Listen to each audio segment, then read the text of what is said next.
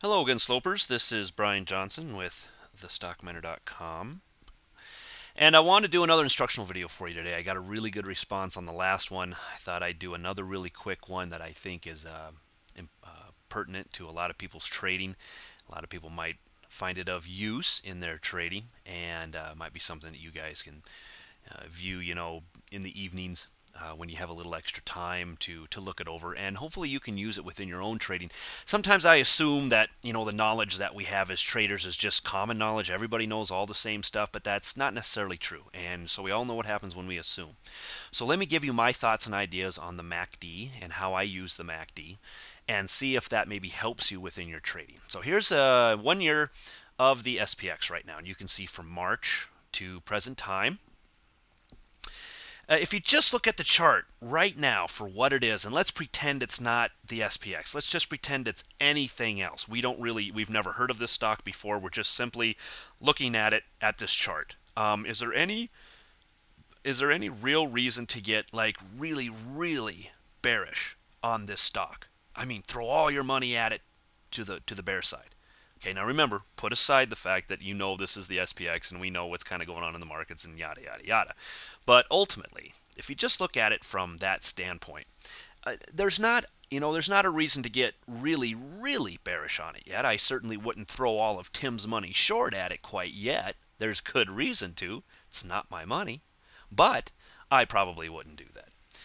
So, why then, if I do something as simple as this, does adding this one little indicator all of a sudden give a different flavor for some people? A lot of people will look at this chart, and the first thing they're going to focus on is this down here, and they're going to say, oh man, look at this. Ah, look at this huge divergence. It's like 3-4 months long. This thing's in for a mega crash. And they might even start looking even back here in the September time frame. They see one little divergence on the MACD and pow, they want to get short. Well, let's look at how much it would have hurt you had you done that. You would have shorted over in this area here, maybe even on this big long red bar, thinking that's it, that's the drop, that's the one we're looking for, only to see it rise back up, come back down, rise back up again, and the divergence continues to go. The MACD does not give you time. It just gives you a warning, and that's the way it should be used in your trading. The MACD is not a get short. This is not saying, hey, get shorty right and through here. This is simply saying, hey, if you're long, you might want to be a little cautious in through here. Set your stops accordingly. Manage it a little bit more carefully. You can see that the momentum is starting to come out of the MACD, but that could last for months, and that's obvious based on what we see down here.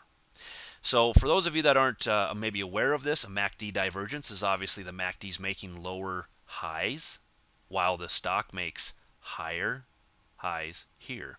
So when you get that divergence, there's a lot of people that'll look here first. They're indicator traders, and they're going to look to this MACD and then go, oh man, this thing's divergent. I got to get in. I'm all in short, baby. This bar right here probably sucked them in. Oh man, that's awesome. And they got took to the cleaners, or have been taken to the cleaners now, or holding for the last umpteen months. If they do not have a good stop loss strategy in mind, or risk management strategy in mind, they have been holding this entire time, and they're in a world of pain, begging for this thing to come down. They are praying that Elliott Wave and some of these other places are right about the imminent huge crash coming, because they're short way back here, and they're looking for help in any way they can get it. And they did it based on the MACD diverging. Now, why do I bring this up? Because when I was in my early years of trading, that's precisely what I did. I looked for these MACD divergences and I said, this thing is way, way overbought. Look at how it's just been up so far, so long. It has to come down. No, it doesn't have to come down. It doesn't have to do anything. The market can stay irrational much longer than most of us can stay solvent. So as you see, this is starting to fall. A lot of people are getting in back here. Don't use it. Don't use the MACD in that way. When the MACD diverges from the price action in the stock, that's just a warning. If you're long, to be cautious. Be cautious. Same thing works in reverse. Let me show you this. Okay, real quick, this is the XLF coming back from last year, October. And you can see as the price moves down, starting about here, the MACD starts to move up. The price moves down, lower, making a lower low, but the MACD is making a higher low, a lower low in the price, and a higher low in the MACD. Obviously, the potential is there for a large move in the opposite direction. Obviously, we saw that in March. This was a big tip-off for a lot of us that are stock traders that watch this. However, those of us that were short the banks at this time were not shaken necessarily by the fact that the MACD was diverging. We didn't all of a sudden see this make a lower low, see this make a higher low, and then all of a sudden jump out of all of our shorts and get long. We simply used it as the MACD was meant to be used, and that's as a caution, as a warning sign to us that, hey, you know what, if you're short, might want to be careful about being short. There's a good potential for maybe a move to the upside. So those of us that were short were able to play it down quite a ways further than those that jumped out here, or for those that jumped in here. Raise your hand if you were one of those that got long the XLF in here because it was too far down and the MACD was diverging on the daily. Some of you might have been sucked into that. So don't get caught up in the MACD divergences. Don't get stuck on that because it can burn you in a big way. Apple is a prime example. Look at the incredible move Apple has had since last year. And look how the MACD made its divergence here, divergence here, divergence here, divergence here, made absolutely no difference. People tried to short Apple back here and thinking it was going to go way down here again, maybe back to this level here, this support level here, never made it.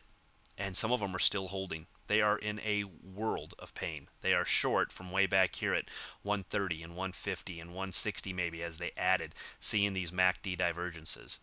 Don't use the MACD as your trading tool. The MACD follows price action and volume.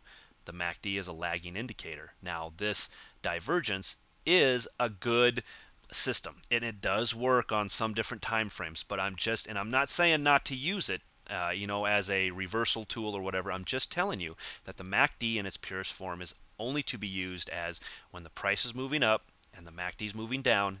It's not a sign for you to jump out of longs and get short. Simply a sign that says caution. If you're long, just be careful with your longs. Manage them well. So I hope this is of use to you guys. I hope you can pull something out of this. And I will be back maybe later on with another instructional video if people find these things useful. And if not, I'm sure I can find something else to talk about. And we'll see you on the forums and talk to you soon. Bye.